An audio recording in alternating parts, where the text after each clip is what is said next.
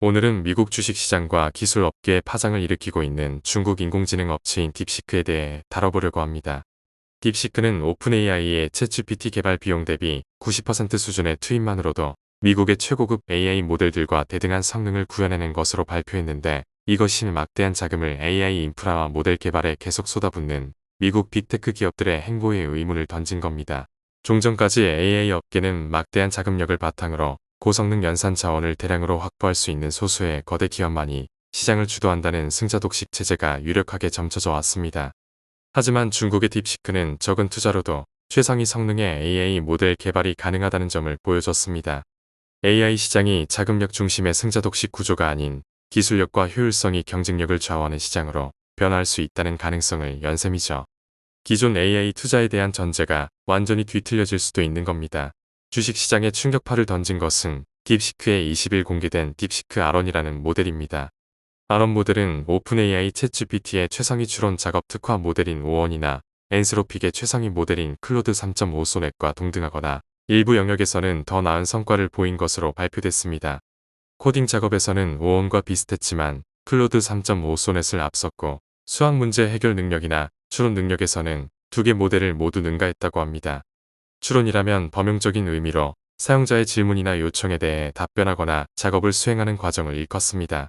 충격파의 핵심은 관련 성능이 경쟁사 개발 비용의 약 10% 정도만으로 구현됐다는 점입니다. 아론의 구체적인 학습 비용은 파악되지 않았지만, 아론의 기반이 되는 딥시크 V3 모델의 학습에 560만 달러가 투입된 것으로 추정됩니다. 아론은 챗GPT의 오원처럼 V3에서 추론에 특화되도록 설계돼 구체적인 사고 과정을 밟도록 개량된 모델입니다. 챗GPT의 구형 모델이 된 GPT-4의 경우 1억 달러가 투입된 것으로 전해집니다. 업계 전문가들에 따르면 알론의 학습 비용은 챗GPT 최고급 모델인 오원의 최소 10분의 1로 추정된다고 합니다. 적은 비용으로도 시중 최상위 수준의 AI를 개발할 수 있다는 점을 보여주는 것이죠.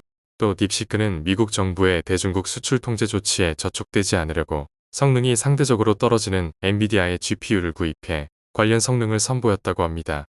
딥시크의 AI 모델 개발에 활용된 것은 엔비디아의 H800이라는 제품인데, 데이터 전송 속도가 오픈AI의 구모델 GPT-4 재훈련에 활용한 H100의 절반에 불과합니다. 가격은 30% 정도 저렴하죠. 또 아론의 기반 모델인 V3에는 H800 2048개가 투입된 반면 GPT-4 재훈련에는 4배인 8000개가 활용됐다고 합니다. 종합하면 경쟁사가 쓴 것보다 30% 저렴한 반도체를 4분의 1 정도만 투입해 동등한 성과를 달성한 셈입니다. 비용과 관련해 상기하자면 앞서 GPT-4와 관련해 언급한 것은 재훈련 비용만 따진 겁니다. 최초 훈련 당시에는 GPT-4에 A100 25,000개가 투입됐습니다. 또 훈련 기간은 90일에서 100일이 소요됐는데 딥시크의 V3는 2개월 만에 끝냈다고 합니다. A100이 H800보다 성능이 떨어지기 때문에 최초 훈련으로는 비교가 힘들지만, 어쨌든 이 말이 사실이라면 딥시크가 비용이나 투입 기간 면에서 훨씬 앞서는 것은 분명해 보입니다. 개발 비용 말고도 사용자의 이용 금액의 기준이 되는 추론 비용에서도 압도적 우위에 있습니다. 예로 사용자가 아론을 통해 모종의 작업에 대한 처리를 요청할 때 발생하는 입력 비용은 100만 토큰당 0.55달러라고 합니다. 반면 오픈AI의 오원은 15달러이죠. GPT-4의 처리 속도와 정확도를 개선시킨 개량판인 GPT-4 옴니는 2.5달러, 클로드 3.5 소넷은 3달러입니다. 아론이 무려 78에서 96%가 저렴한 셈입니다. AI 모델이 답변을 내놓는 과정에서 발생하는 출력 비용에서도 격차는 비슷합니다. 사용자 입장에서는 왜 30배 가까이 비싼 제품을 써야 하나라는 의문이 들 수밖에 없습니다. 이 밖에 딥시크의 비용 우위력을 뒷받침하는 이야기는 많습니다. 특히 추론 과정에서는 아론의 경우 일반 게이밍 GPU로도 구동이 가능하다고 합니다. 또 이 같은 성과를 200명이 채 안 되는 인력으로 달성했다고 하죠. 메타가 자사 관련 인력들에게 지급하는 인건비가 딥시크의 V3 개발 비용을 초과함에도 불구하고 메타의 AI 모델은 딥시크보다 성능이 떨어지는 것으로 평가되고 있습니다. 고비용만이 AI 시장을 선점할 수 있다는 빅테크 기업들의 암묵적인 전제가 잘못됐을 수 있음을 재차 시사하는 대목입니다. 그렇다면 딥시크는 어떻게 저비용으로 시중에 고사양 AI 모델급 성능을 낼 수 있었을까요? AI 모델의 성능을 결정짓는 파라미터 수를 보면 딥시크 아론의 경우 6,710억 개를 가지고 있지만, 추론 작업이 전개될 때 토큰당 320억 개만 활성화되도록 설계됐다고 합니다.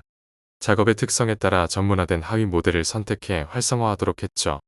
이런 구동 방식은 MOE라고 불립니다. GPT-4의 경우 파라미터 수가 1조 개가 넘는데 추론 작업 때 활성화되는 수가 2,800억 개 정도 된다고 합니다. 효율성 면에서 아론이 훨씬 앞서는 셈이죠. 토크는 AI가 처리할 수 있는 텍스트의 가장 기본적인 단위를 말합니다. 또 딥시크는 멀티 토큰 시스템을 사용한다고 합니다. 다른 AI 모델이 순차 방식을 이용하는 것과 대조적입니다. 기존 AI 모델은 한 문장을 순서대로 단어 하나씩 읽지만 딥시크는 전체 구문을 한 번에 읽습니다. 예로 나는 오늘 공원에 갔다라는 문장에 대해 순차 방식은 나는 오늘 공원에 갔다라는 순서로 읽어가는 반면 멀티 토큰 시스템은 나는 오늘 공원에 갔다라는 문장에서 각 단어들이 서로 어떤 관계를 가지고 있는지 문법적으로 어떻게 연결되는지 등을 병렬적으로 분석하는 겁니다. 대신 세부적인 문맥이나 단어 간 미묘한 관계를 놓칠 가능성이 있죠. 딥시크는 이 단점을 다른 기술로 또 보완했다고 합니다. 전문가 사이에서는 딥시크의 등장을 계기로 막대한 자금력을 갖춘 빅테크만이 AI 시장을 선점할 수 있다는 승자독식 논리의 틀이 깨지기 시작됐다는 말이 나옵니다. 딥시크가 발표한 결과가 사실이라면 이제는 비교적 적은 비용으로도 AI 모델을 만들어내 경쟁할 수 있기 때문이죠. 그렇다면 당장 연간 800억 달러씩 데이터 센터에 쏟아붓는 빅테크 기업들의 설비 투자 계획이 재검토에 들어갈 수밖에 없을 겁니다. 빅테크 기업들의 해자가 웅덩이처럼 변해가는 과정을 목도하게 될지도 모르겠습니다. 승자 선별에 집중하던 주식 투자자들의 전략도 재검토 과정이 있을 수도 있겠습니다.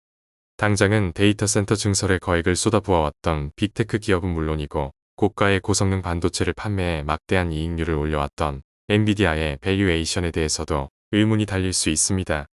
엔비디아 주가가 27일 하루 사이 17%나 폭락한 이유입니다.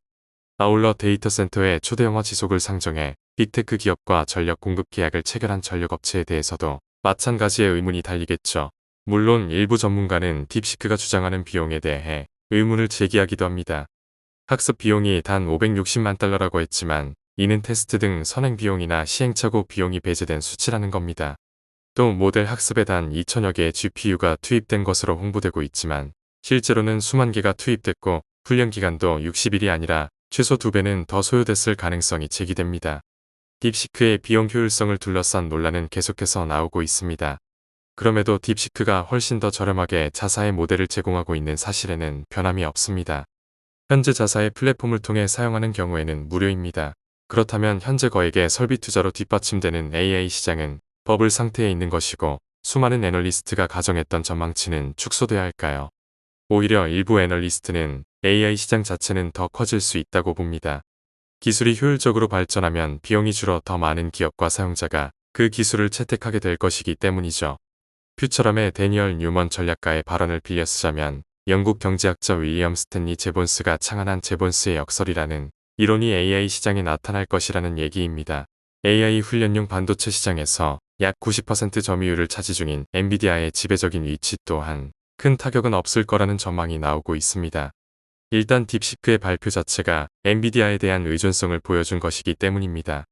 물론 저비용 GPU의 수요가 딥시크의 발표를 계기로 늘어날 수 있지만 빅테크 업체 사이에서는 AI 모델의 안전성과 신뢰성 담보를 위해 당분간은 엔비디아의 고가형 GPU를 계속 사용할 것이라는 관측이 제기됩니다. 나중에 더 고도화된 형태로 발전될 모델을 생각하면 현재까지의 투자는 헛된 것이 아니라는 얘기입니다. 또 저비용화로 인해 수요가 많아지면 엔비디아가 이 역시 75%의 점유율로 꽉 잡고 있는 추론용 GPU 수요는 급증할 것으로 예상된다는 게 전문가들의 설명입니다. 작년 12월 모간 스탠리는 2026년까지 AI 추론 시장이 학습 부문 대비 3배가 넘는 규모로 성장할 것으로 전망했는데 이번 딥시크의 등장을 계기로 앞으로 사용자 수가 대폭 늘어난다면 그 수치는 상향될 가능성이 있습니다. 경쟁 초점 또한 AI 모델 자체보다 추론의 영역인 애플리케이션 쪽으로 옮겨갈 가능성이 크겠죠. 종전에는 아이디어가 있어도 비용 부담 때문에 주저했다면 이제는 그 부담이 크게 줄어들 것이기 때문입니다.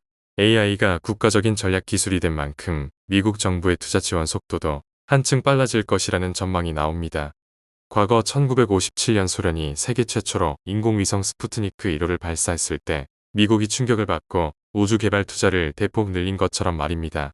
골드만삭스의 지아 웬투에아 주식영업 책임자는 과거 소련과의 우주 개발 경쟁 시기에 미국 나사의 예산이 1950년대 후반과 1960년대 초반 급격히 증가해 연방정부의 4.4%까지 도달했던 사례를 언급했습니다.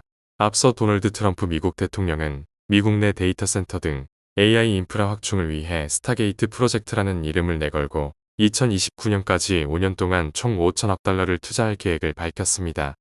관련 계획에는 오픈AI와 소프트뱅크, 오라클 등 유력 민간 기업이 주축이 되고 기업의 면면도 일부에 국한돼 있어 미국이라는 대표성이 떨어지기는 하지만 5천억 달러를 연간으로 환산한 1천억 달러는 골드만삭스가 2029년까지 상정한 예상 연간 연방 예산 8조 달러 대비 1.25%에 불과하다고 합니다.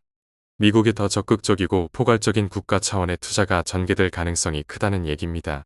골드만삭스의 투자 책임자는 AI 경쟁은 아직 초중반 국면이라며 이번에는 스타게이트가 미국의 스푸트니크 모멘트라고 했습니다. 이어 방향성으로 볼 때 미국이 우주 경쟁 시기처럼 AI에 대해 과도하게 지출할 것으로 예상하는 것은 무리가 아니다며 과거 문랜딩, 즉 달 착륙이 우주 개발 지출의 정점이 됐던 것처럼 AI 분야에서도 어떤 결정적인 성과가 지출의 정점이 될 것이라고 했습니다. 그러면서 문랜딩에 해당하는 사건이 무엇일지 지금은 알 수 없지만 당분간은 이런 과열 양상이 계속될 것이라고 봤습니다.